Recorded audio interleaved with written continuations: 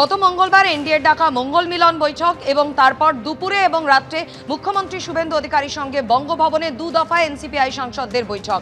এই 3টি বৈঠক এবং আজ প্রধানমন্ত্রী নরেন্দ্র মোদীর বাসভবনে ব্রেকফাস্ট বৈঠকে গড়হাজির ছিলেন অভিনেতা তথা এনসিপিআই সাংসদ দেব। শুটিং থাকার কারণেই তিনি অনুপস্থিত ছিলেন। আর এই প্রসঙ্গেই এক্স পোস্ট দেবের, ভবিষ্যতে তাদের সঙ্গে বৈঠকে থাকব, উন্নয়ন, মানুষের স্বার্থে কাজ করব। এক্স হ্যান্ডেল পোস্ট অভিনেতা তথা এনসিপিআই সাংসদ দেবের।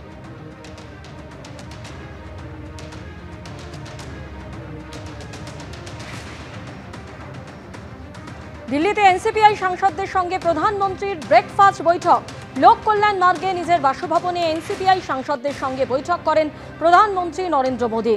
এনসিপিআই সাংসদরা তারা প্রধানমন্ত্রীর সঙ্গে বৈঠকের পর জানান, প্রধানমন্ত্রী তাদের বলেছেন গোটা দেশ তথা পূর্ব ভারতের উন্নতির জন্য কাজ করতে হবে, সেই নির্দেশ দিয়েছেন প্রধানমন্ত্রী। তিনি আরও বলেছেন পূর্ব ভারত পিছিয়ে আছে, ওই অঞ্চলের জন্য কাজ করতে হবে বলে জানিয়েছেন প্রধানমন্ত্রী।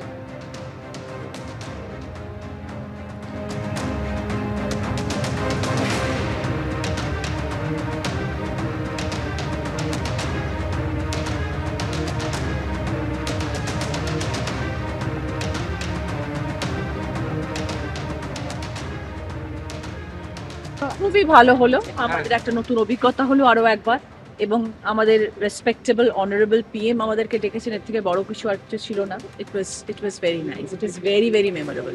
কি দিশা নির্দেশ দিলেন পিএম আপনাদের? উনি বললেন যে আপনারা ভালো করে কাজ করুন, আমাদের মূল উদ্দেশ্যই হচ্ছে দেশকে আগে নিয়ে যাওয়া, দেশের জন্য কাজ করা। আমি অত্যন্ত সাধারণভাবে জীবনে বড় হয়েছি এবং সেইভাবেই জীবনে এগিয়ে যাচ্ছি। আমি চাইবো আমার যারা নতুন এমপিরা সবাই এসছেন তারা সবাই সেই পথেই চলবেন এবং দেশের দিকে তাকিয়ে দেশকে আরো আগিয়ে নিয়ে যাবেন। ওদের দুঃখ কষ্ট ব্যথা ওরাই বুঝবে।